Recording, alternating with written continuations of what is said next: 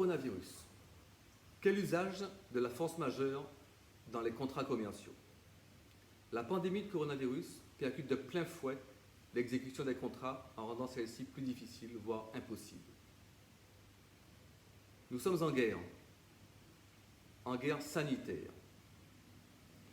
Cet état de guerre sanitaire, annoncé par le président de la République le 16 mars dernier, suscite de nombreuses interrogations parmi les entreprises. Quels comportements doivent-elles adopter dans la gestion des relations commerciales, alors qu'elles font face pour la plupart à des retards d'exécution, des défauts d'approvisionnement, voire à des demandes de résiliation de contrats? Si le 28 février dernier, le ministre de l'Économie a déclaré que le coronavirus sera considéré comme un cas de force majeure pour les entreprises, il a précisé: pour tous les marchés publics de l'État, nous n'appliquerons pas de pénalité. Cette déclaration engage donc l'État pour les marchés publics et les contrats de droit public, comportant une clause de pénalité.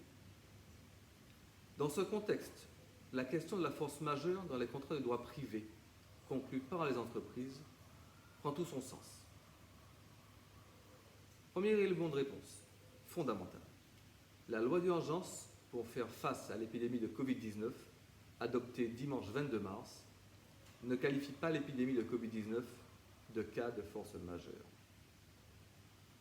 Dans les relations contractuelles, la force majeure permet à la partie qui l'invoque, dans l'hypothèse où elle est effectivement caractérisée, de s'exonérer de toute responsabilité en cas d'inexécution de ses obligations, de suspendre le contrat, voire et surtout de le résilier sans pénalité. La question de l'application de la force majeure met en balance des intérêts nécessairement divergents, selon qu'on se place du point de vue du client ou du point de vue du fournisseur. S'agissant de la définition de la force majeure, l'article 1218 du Code civil dispose que il y a force majeure en matière contractuelle lorsqu'un événement échappant au contrôle du débiteur, qui ne pouvait être raisonnablement prévu lors de la conclusion du contrat et dont les effets ne peuvent être évités par des mesures appropriées, empêche l'exécution de son obligation par le débiteur.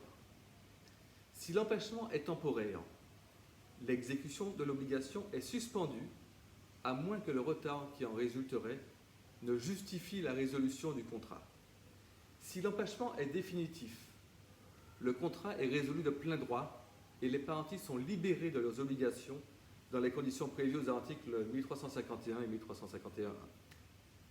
Pour cela, il y a 3 conditions cumulatives à remplir. Il en résulte que pour être considéré comme un cas de force majeure, le coronavirus doit être tout d'abord extérieur. Le coronavirus est évidemment indépendant de la volonté des parties. Le critère d'extériorité est donc rempli. Il doit être imprévisible. Le coronavirus doit être imprévisible au moment de la conclusion du contrat. Il convient donc d'identifier à partir de quand le coronavirus ne peut plus être considéré comme imprévisible. Dans les contentieux où la force majeure était invoquée dans des relations contractuelles en raison d'une épidémie, les juges ont déjà pu retenir un défaut d'imprévisibilité. À titre d'exemple, il est considéré que le virus de la dengue n'était pas un cas de force en raison du caractère récurrent de cette maladie dans les Antilles françaises. De même, pour le virus du H1N1, les juges ont pu considérer qu'il ne constituait pas un cas de force majeure au moment de la conclusion du contrat, car il était plus imprévisible à cette date en raison des annonces faites avant même la mise en place de mesures sanitaires. S'agissant du coronavirus Covid-19, il a été déclaré urgent de santé publique à portée internationale par l'Organisation mondiale de la santé, l'OMS, le 30 janvier dernier. Cette date pourrait être susceptible d'être retenue comme date de référence. En tout état de cause, un contrat conclu aujourd'hui ne pourrait certainement plus être suspendu au titre d'un cas de force majeure lié au coronavirus. Il doit aussi être irrésistible. Le coronavirus doit être insurmontable pour les débiteurs de l'obligation, c'est-à-dire qu'il n'y a aucun moyen d'exécuter ces obligations contractuelles. Le débiteur devra donc démontrer qu'il n'avait aucun moyen d'exécuter ses obligations, même en recourant à des moyens alternatifs. Changement de fournisseur, recours à un nouveau cycle d'approvisionnement, etc. Le défaut d'irrésistibilité a déjà fait obstacle à la qualification de force majeure dans le cadre de certaines épidémies.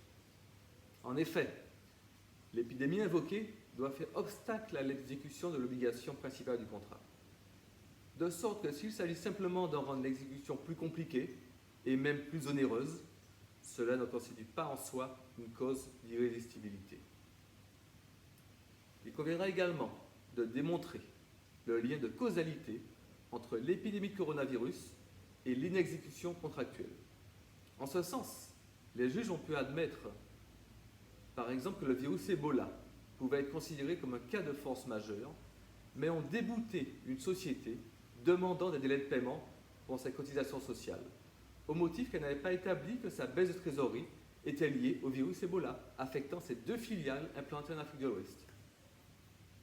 En tout état de cause, le juge se livrera à une appréciation in concreto et au cas par cas des cas de force majeure qui seraient soulevés par les entreprises souhaitant soit résilier un contrat, soit échapper au paiement d'éventuelles pénalités de retard, soit de manière plus générale s'exonérer de leurs responsabilités.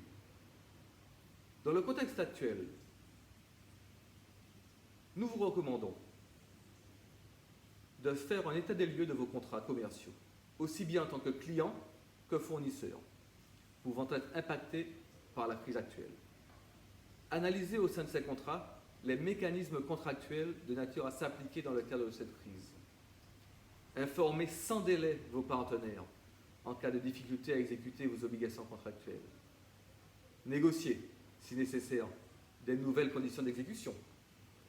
Il y a des exigences en droit qui doivent favoriser la renégociation, notamment l'obligation d'une exécution de bonne foi qui s'impose aux 2 parties. Il faut encadrer contractuellement les risques liés au coronavirus dans vos nouveaux contrats. Bonne journée à vous.